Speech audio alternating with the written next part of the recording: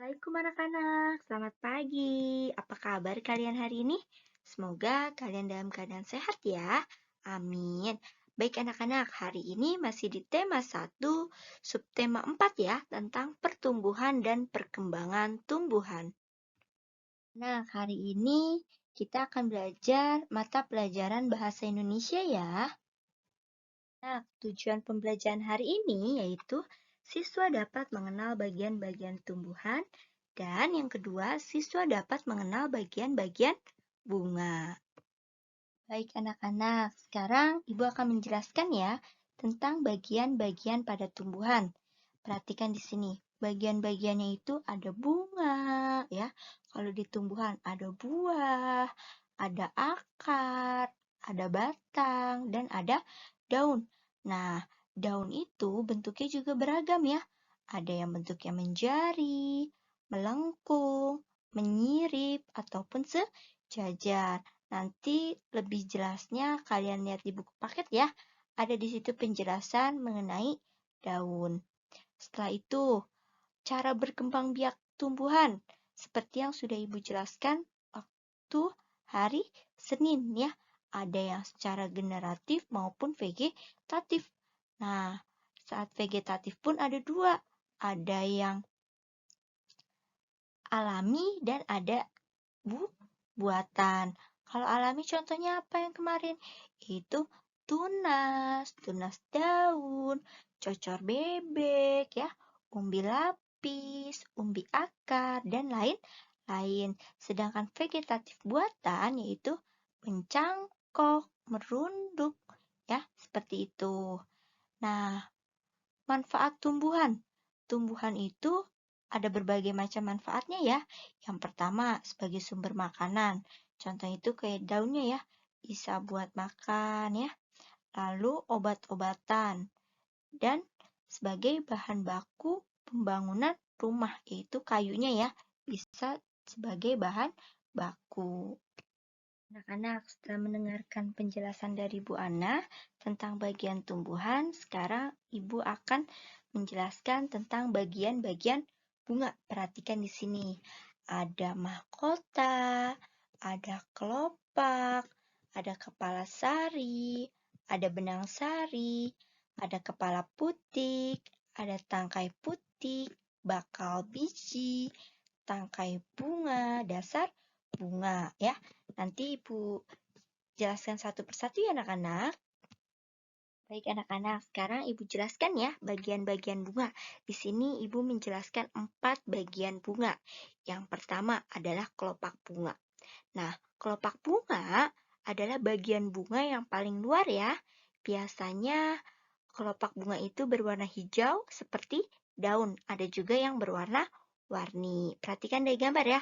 Itu yang namanya kelopak bunga. Lalu nomor 2, mahkota bunga. Nah, anak-anak, mahkota bunga itu terletak di sebelah dalam kelopak. Jadi habis kelopak di dalamnya itu namanya mahkota. Nah, biasanya mahkota itu mempunyai warna yang beraneka ragam. Nah, mahkota bunga tersebut juga mempunyai fungsi. Fungsinya untuk apa? Untuk menarik serangga agar datang dan membantu saat penyerbukan. Lalu yang ketiga, bagian bunga yang ketiga yaitu benang sari. Nah, apa sih Bu benang sari? Nah, benang sari adalah alat kelamin jantan yang terdiri dari tangkai sari dan kepala sari. Kalian bisa lihat di gambar ya, mana nih yang namanya benang sari, seperti itu. Lalu yang keempat, putik. Nah, kalau putik itu alat kelamin betina. Jadi alat kelamin bunga itu ada dua, yaitu benang sari dan putik. Kalau benang sari itu alat kelamin jantan, sedangkan putik alat kelamin betina.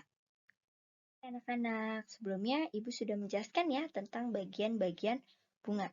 Nah, sekarang Ibu akan jelaskan berdasarkan jenisnya bunga dikelompokkan menjadi dua, yaitu bunga lengkap dan yang kedua itu bunga tidak lengkap. Nah, anak-anak, bunga lengkap adalah bunga yang memiliki 4 bagian bunga yang sudah Ibu jelaskan sebelumnya, yaitu kelopak bunga, mahkota bunga, putik, dan benang sari. Contohnya apa, Bu? Yaitu bunga bakung, bunga sepatu. Kalian bisa lihat dari gambar ya. Di sini ada kelopak bunganya, mahkota bunga, ada putiknya, dan ada benang sarinya. Lalu yang kedua adalah bunga tidak lengkap. Nah, bunga tidak lengkap yaitu apabila bunga yang tidak memiliki salah satu bagian tersebut. Maksudnya, tidak memiliki salah satu bagian dari 4 bagian yang tadi, yaitu kelopak bunga, mahkota bunga, putik, dan benang sari. Dia jadi cuma punya 3 atau punya 2 bagian saja.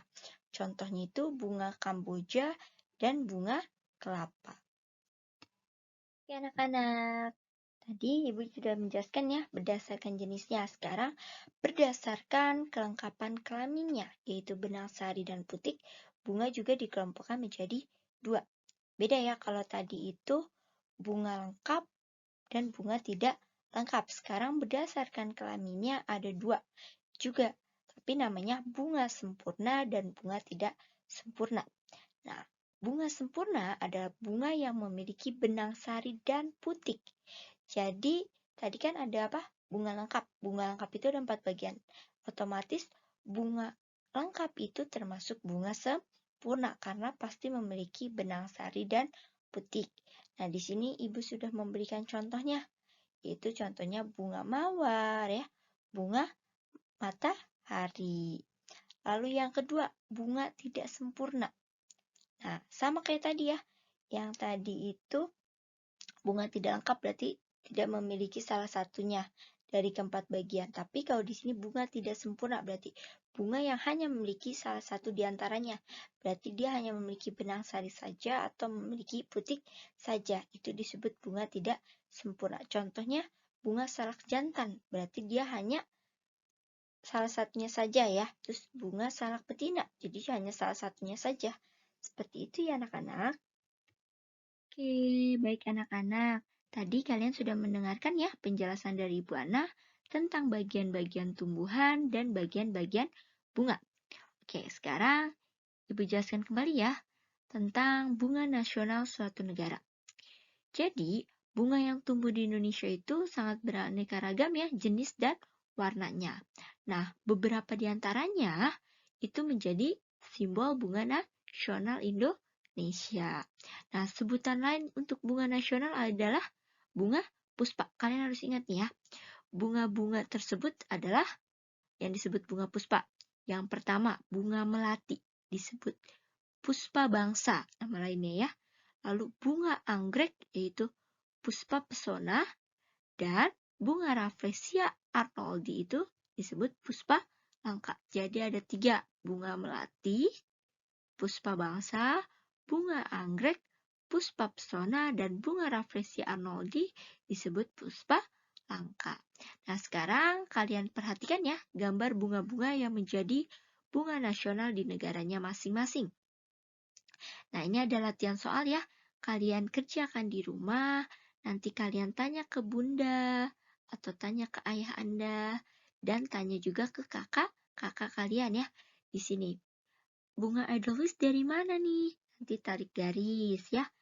Atau bunga mawar, nama negara yang menjadi bunga nasionalnya di daerah mana?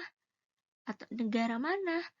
Ya, terus bunga lotus, bunga sakura, pasti bunga sakura tahu ya. Bunga sakura itu nama negara yang menjadi bunga nasionalnya di daerah Jepang ya. Lalu bunga tulip, bunga iris. Nanti kalian cari tahu pada ayah bunda kalian atau ke kakak kalian. Dan boleh juga kalian searching di internet ya sambil baca-baca nih bunga mawar dari mana. Seperti itu ya anak-anak. Oke, nanti kalau sudah dikerjakan, difoto lalu kirim ke WA Ibu Ana ya. Terima kasih anak-anak. Jika ada yang ingin ditanyakan, boleh langsung chat ke WA Ibu Ana ya. Wassalamualaikum warahmatullahi wabarakatuh.